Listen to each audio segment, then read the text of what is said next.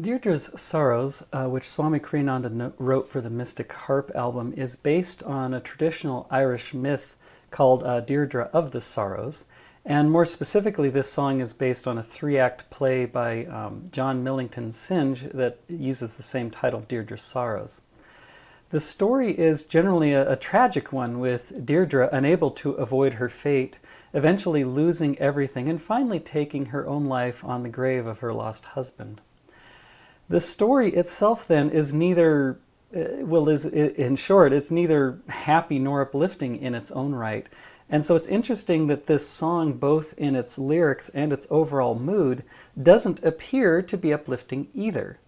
In fact, the song might seem to encourage you as a listener to identify with Deirdre's despair, in which case it might lead you to the same final conclusion of hopeless despair. But what really happens is that by the time you get to the tragic end in the story with that kind of final drumroll and that boom, which is representing Deirdre's suicide, the energy in the spine has been uplifted to the point where you can instead ask, well, wait a minute, is this really what I want? Is life really so bad that I must end it? It's like Viktor Frankl, who was a survivor of the Nazi concentration camps and authored a book called Man's Search for Meaning. He had a counseling practice afterwards, and he, in listening to the tales of woe from his various patients, would sometimes bluntly ask them, well, why don't you just commit suicide? And when he did, people could never quite agree with such a drastic conclusion. They would always find at least something that was worth living for. And Deirdre's Sorrows then, like the song What Is It For that we've done earlier in this series, provides its answers then through the answers to the question of such depression and hopelessness and despair, not through its outward message, but through a change, specifically an upliftment of consciousness.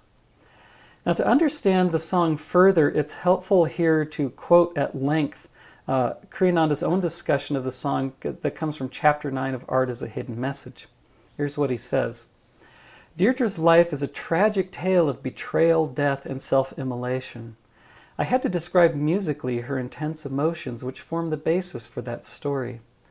My first problem was that I hadn't experienced that sort of tragedy myself. What I did then was take her story into the stillness of meditation. There, I asked Deirdre herself to sing her tragedy to me. I knew, of course, that she was only a legend, but legends, too, have a certain reality. I tried to tune into the center of that reality as though Deirdre had been an actual person and could sing to me of her life. It wasn't my purpose to experience her emotions personally. It wouldn't have helped for the music for me to feel her anguish in my own heart. If the music were to come out turbulent, the listener, too, would be whirled off into clouds of confusion. The music had to convey, in other words, not torment and suffering, but the clarity that comes after release from torment and suffering. I actually heard a woman's voice in my mind singing its melody and later speaking the words. Was it imaginary? Well, how could it be anything else? But the imagination was focused and uplifted, and thereby drew a superconscious reply. The experience was, for me, an important and instructive lesson, for I'd seen no benefit in upsetting people with the music. My hope, then, had been to uplift and enlighten them. I discovered that by viewing tragedy itself from a center of inner calmness, its intense pain can actually be transmuted and become, in a strange but wonderful sense, joy. Tragedy is a facet of the ever-turning, ever-changing jewel of life. If we hope to attain wisdom, we must remain untouched in our hearts by even the cruelest experiences. The indwelling self, so says India's great scripture, the Bhagavad Gita, cannot be born and cannot die. Fire cannot burn it, nor water drown it. Swords cannot cut it, nor wind desiccate it and blow it away. Death itself is only a dream. It affects the body, but need not ever affect the mind. The suffering expressed in Deirdre's sorrows is real and mounts in intensity until it reaches a climax in Deirdre's suicide on the corpse of her beloved. Yet the music manages at the same time to express a healing energy. It is cathartic, for it purifies the listener, lifting him above his own personal tragedies into calm, expansive awareness of the eternally inevitable. Such at least was my intention. How successful I was in my attempt is for the listener to say. For myself, I can say that I actually found joy and inspiration in the writing of this song. So in short, given Kriyananda's comments here, Deirdre's sorrow is really like being stuck in a hole full of chaos and pain and sadness and all the other kind of goo swirling around you, and yet there's an opening at the top of the hole, and if you reach for it, in response, a slender thread of light comes down to touch your hand and give you that connection to life and a higher reality in which you can then rise above any specific troubles. As Kriyananda writes in day 5 of Secrets of Emotional Healing, to which he assigns this song, he says, the secret of overcoming depression is to affirm mentally, I am not my moods. I am not subject to the moods of others. I am ruler in my kingdom of thoughts and feelings. In everything you do, strive to be a cause and not an effect. So how then does this music achieve the catharsis that Kriyananda speaks of? In the Mystic Harp recording, which we'll go back through now, we can hear how it works through the distinct phrases of the piece. So at the beginning, the song here begins at the heart chakra with rapid notes on the harp signifying an agitated heart and mind, which is the state of not being at peace with oneself, befitting the whole theme of the song. And because the song as a whole eventually brings you out of that state, it works as an antidote for agitation. You can also hear faint strings in the background as if to represent a little of the feeling element, whereas the harp is in many ways mental. And this opening, in other words, is like the agitation you feel when you're churning on problems and issues trying to think your way out.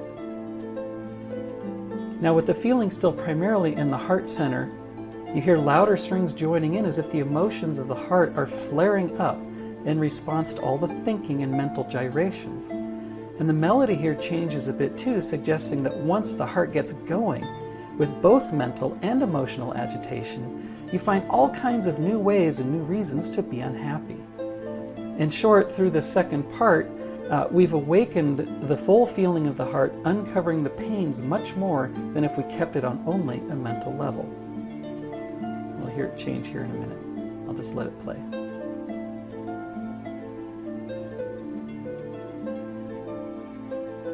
There's the end of the second part. Now we have the third part, which brings in a horn on a different melody. and then it's going to replay the first melody twice on the horn. The vibration of the horn resonates more now with the throat chakra, which in effect then lifts the energy of the heart up into a calmer state. The effect is like the process of what's called active listening, where a counselor, a therapist, or a friend, or in a sense your own higher self, simply repeats what you've said rather than trying to offer advice or offer solutions. And this process of, what the process of active listening does is provide a much clearer reflection of your own feelings without all the personal and emotional overtones. And oftentimes, indeed, all we want when we're upset is to be heard, to be understood. And I'll make sure I pause it at the right time. And we don't necessarily want someone else or need someone else to solve our problems. I'm going to pause it right about here. Because what oftentimes happens is that by just hearing someone else reflect our feelings back to us with calm clarity, we much more easily perceive the answers for ourselves rather than having to accept them from outside. And that's what the horn really accomplishes in this last little part that we heard. It's listening and demonstrating that it heard us through the repetition of the first melody. And that's how it then pulls the agitated energy up from the heart into the calmness of the throat. And now we have a little part that's just a few seconds, a brief interlude where we bring that agitated heart back into the scene. But it's short because it can't really stay there. And let me pause again. It's short and it can't really stay there because once you've heard your own feelings calmly reflected back to you with that calm clarity, you can't just then keep rehashing the same old story over and over again. The higher self, in other words, doesn't allow you to keep complaining and is then driving you toward some kind of a solution. So then we get into this next part, which happens now, and this is the build-up to the end of the song, and you'll hear the harp increasing in intensity. We hear the main melody again, but played on a different horn. And the energy by this time has been brought up to the medulla oblongata, and it's here that we can review all the troubles once more with increasing intensity on the harp, as if to then force a decision. Like Viktor Frankl said, it's a decision that says, well, if life sucks so much, what will you really do? And you'll hear in a few moments, there's a lingering note that brings you to the moment of truth where you can ponder the question. So let's listen for that now. Notice the build-up happening. Here it comes. There's that lingering note that says, what are you going to do? And then finally, again with that same bluntness that Viktor Frankl asked, you get this drum roll and the final boom of annihilation. And this is, in effect, like Viktor Frankl asking that question, why don't you commit suicide then? Why don't you choose annihilation, as Deirdre chose, is represented at the end of this song? But really what's happening is that instead of encouraging you to take that step, the song is actually challenging you to say, is this really what you want? And because you've brought the agitation of the heart up and given it calmness in the throat chakra, given it clarity, the answer is most likely an emphatic no.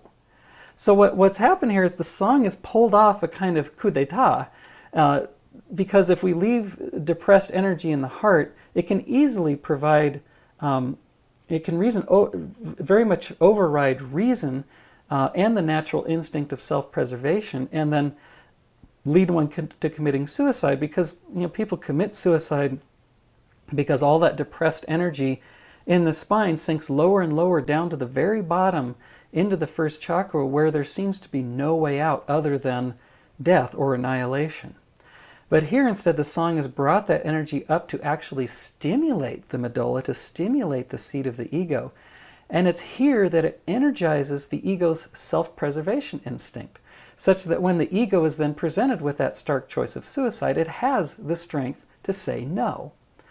And that's the catharsis. That's why, again, the song works to overcome depression, even though it doesn't, in its outward sense, have some kind of uplifting message to it. It's actually quite dark. But it overcomes depression through that catharsis, as well as overcoming hopelessness and also suicidal thoughts. Now there's another arrangement of this song, which is the one we'll hear in a few minutes here, which Ananda sings the lyrics, and that comes from the album Windows on the World. It's a little different, but it's similar because the arrangement's a little different. The lyrics are sung twice with an agitated keyboard background, corresponding to the first two parts of the mystic harp arrangement we just heard. Then there's an instrumental interlude at the throat chakra, like the third part, bringing that up to calmness, which is again that part where the higher self is listening and perhaps giving a little insight, and of course lifting the heart into calm clarity.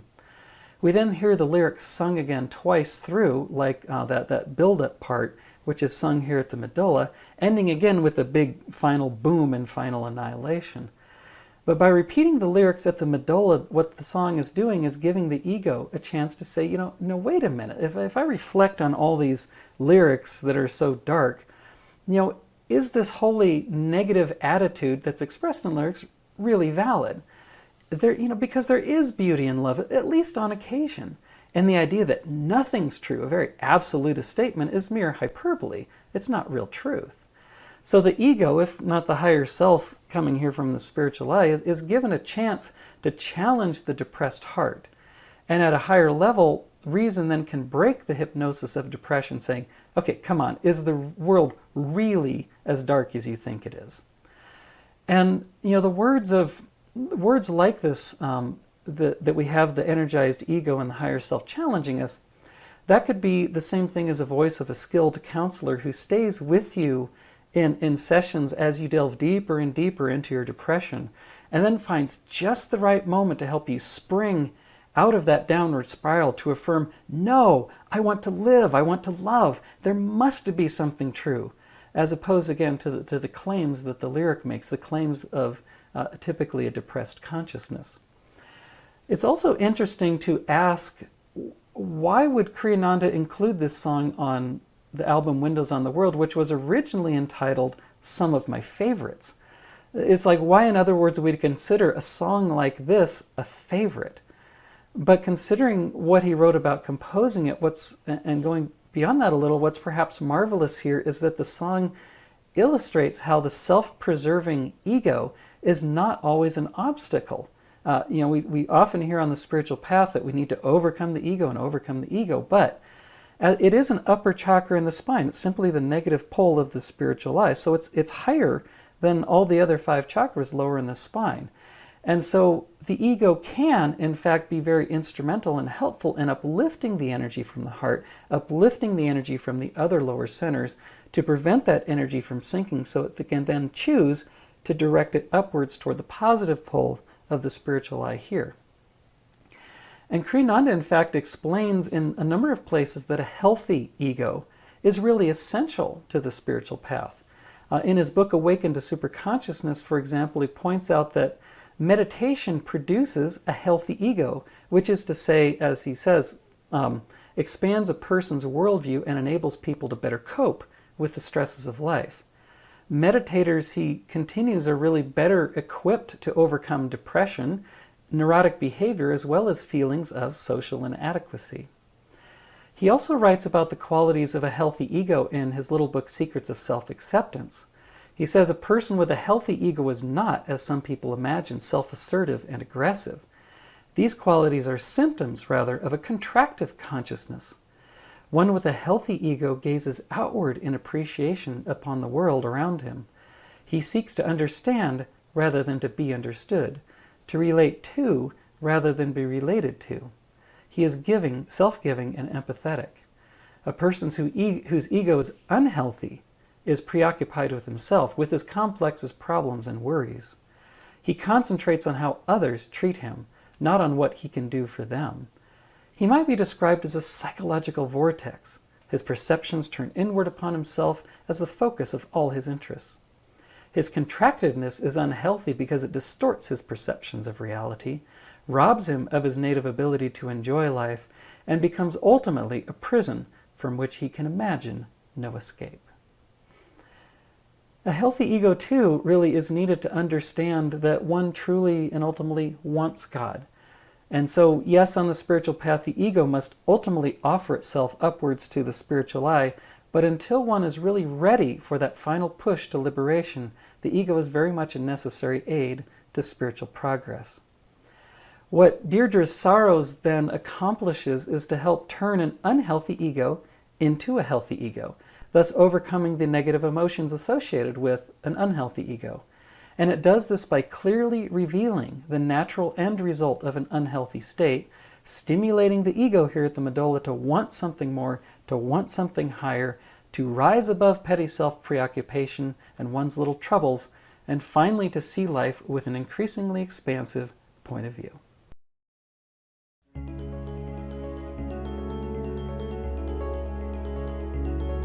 Oh, it's sorrow and grieving, all my brief life I have known. Happiness is like a faded leaf on the wild, wild winds blown. Oh, the wild winds ever blow. What is beauty? What is love? What is trust when nothing's true? It's a dark world, dark with pain. Give me freedom for my own. Oh, it's sorrow and grieving, all my brief life I have known. Happiness is like a faded leaf on the wild, wild winds blown. Oh, the wild winds ever blow. What is beauty? What is love?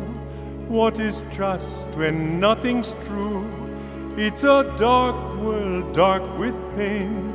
Give me freedom for my own. Give me freedom for my own.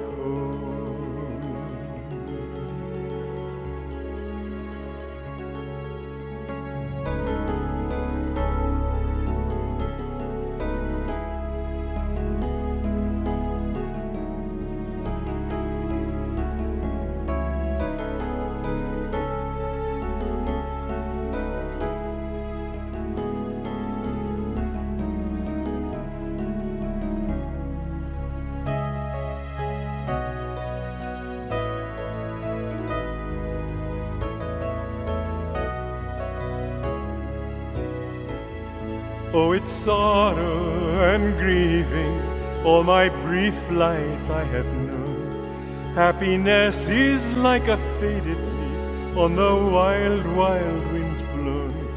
Oh, the wild winds ever blow. What is beauty? What is love? What is trust when nothing's true? It's a dark world, dark with pain. Give me freedom for my own. Oh, it's sorrow and grieving, all my brief life I have known. Happiness is like a faded leaf on the wild, wild winds blown. Oh, the wild winds ever blow. What is beauty? What is love? What is trust when nothing's true? It's a dark world, dark with pain. Give me freedom for my own. Give me freedom for my own.